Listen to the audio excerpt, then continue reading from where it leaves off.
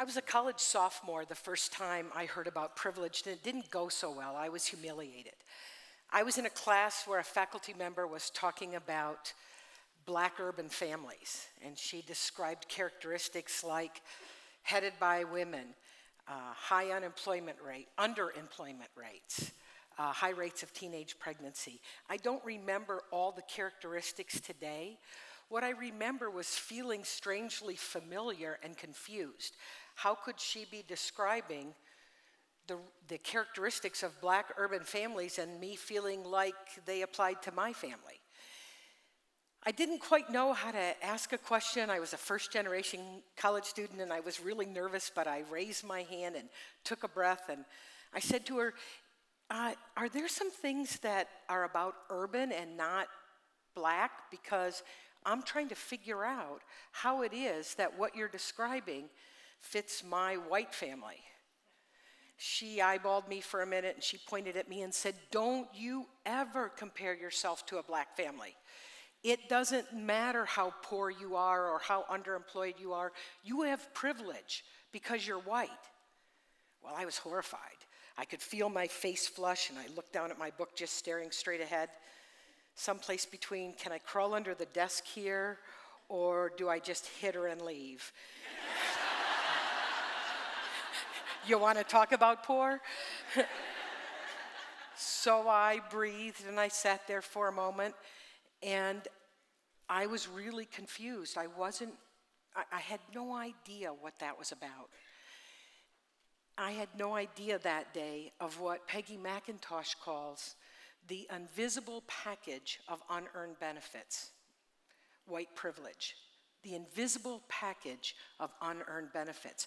Now, I was an emancipated minor at 15.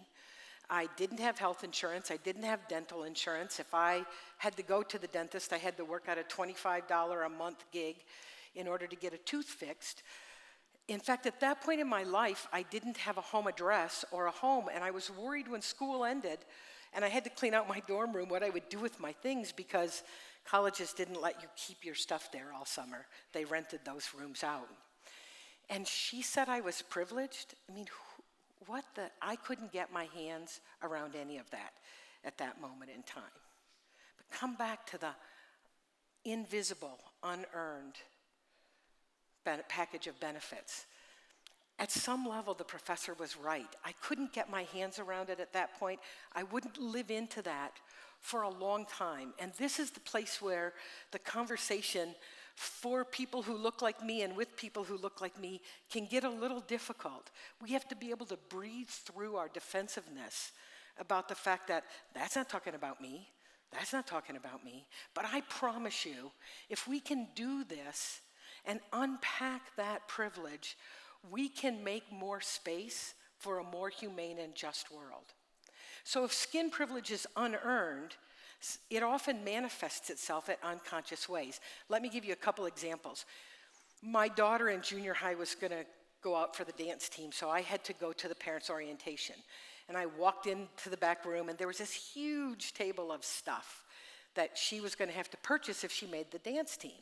They had matching hair pieces, matching makeup for real with all the same palette, and matching flesh-colored hose. When the coach held up the flesh-colored hose, what I became aware of was it only matched the flesh of about a third of the girls in the room. So what about that makeup palette, and what about those hair pieces? How could I ever get a hair piece in this? Before the Ebony Card series came out in many of the stores, when a Black or brown child went looking for a Mother's Day card, all they could find was one with a picture like me. I have a 3-year-old mixed-race granddaughter. In my own home, she asked her mother to blow dry her hair straight so she could see how long it was. She walked out of the bathroom and looked at us. She shook her head like this.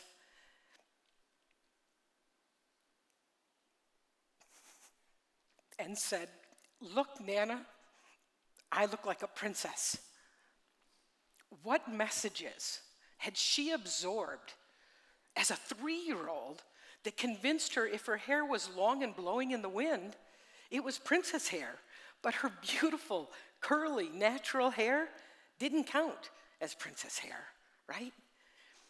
You can look at the data for yourselves that's all around us about how those unconscious messages feed into media, feed into the targeting of people of color. And so why is this conversation important? Why is it important to me? At the end of the day, this is a conversation about humanity. This is a conversation about love. Every day, my whiteness is reaffirmed in multiple ways at the expense of my friends and family of color who are rendered more invisible. Every single day, there are things that point out to my grandchildren that they don't fit whatever we decided norm was, right? This is a conversation that's important to me because I believe if we will unpack our privilege, we can use it to change the world, not in the huge way I dreamed of in my 20s, but in the day-by-day acts. I've got to be willing to listen and hear and see and act on stories that sometimes feel like they're blaming me, sometimes do blame me, sometimes make me uncomfortable. But do you know how many of those stories my colleagues of color have heard? Well, people in the room looked right at them, like they were about them, right? So that's why it's important to me. I think about a month ago, a 15-year-old black girl was riding her bike. She hit a car. Some of you may have heard about this. Nobody was hurt. She got up. She waited for the police to come. In a situation that escalated, that my chief would say wasn't handled well, she was handcuffed because she didn't want to go to the hospital, put in the back of a car, and then pepper sprayed through the window. How many of us sitting here today have to worry that when our 15-year-old daughter goes out for a bike ride, she's going to end up in the back of a car, handcuffed and pepper sprayed, and I might add, terrified? So how do we make this different? How do we use our privilege? Martin Luther King said, "Until you are all you can be, I will never be all I can be." I am certain that those of you sitting in the audience today that have listened to these talks and resonated, believe until you, whoever your you is, are all you can be, I will never be all I can be. In 1967, there was a huge uprising in Detroit. My grandma worked downtown and she couldn't go to work for the week because of the riots that were going on. When she could go back in next week, she took me.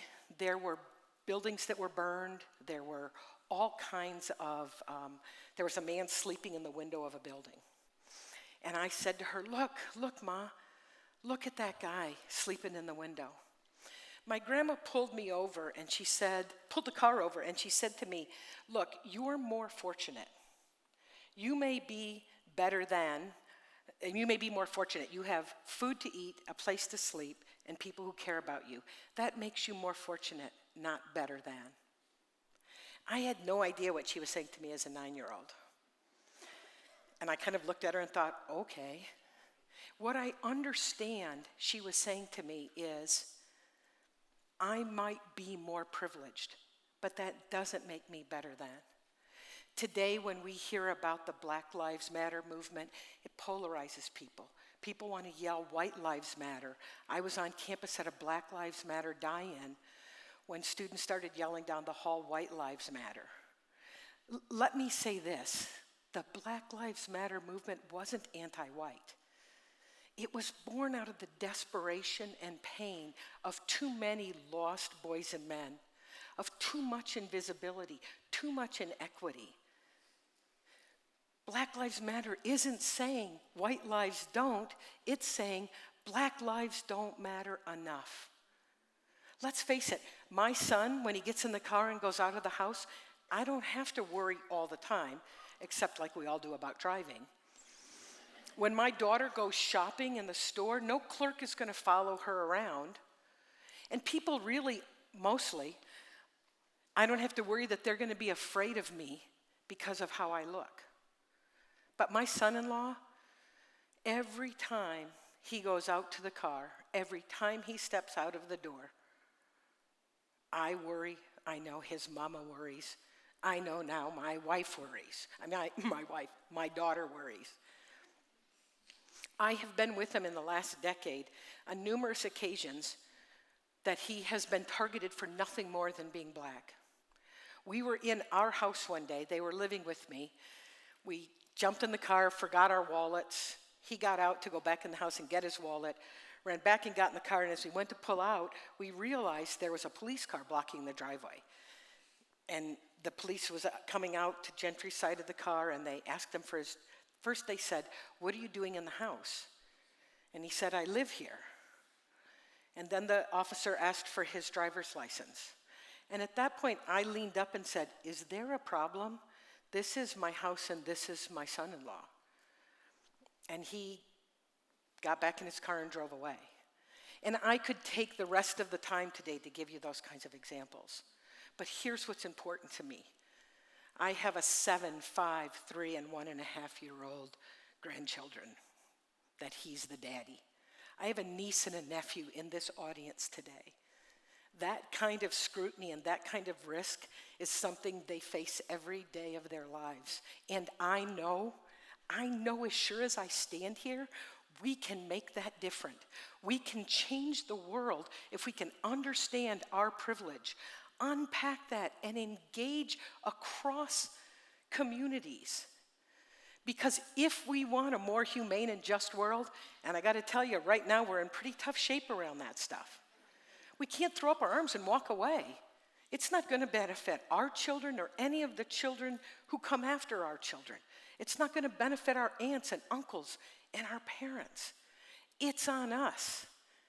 It's time, that's right, it's time, and it's on us to understand that daily process of unpacking that invisible, unearned package of privileges in service of a more just and humane world. It's time.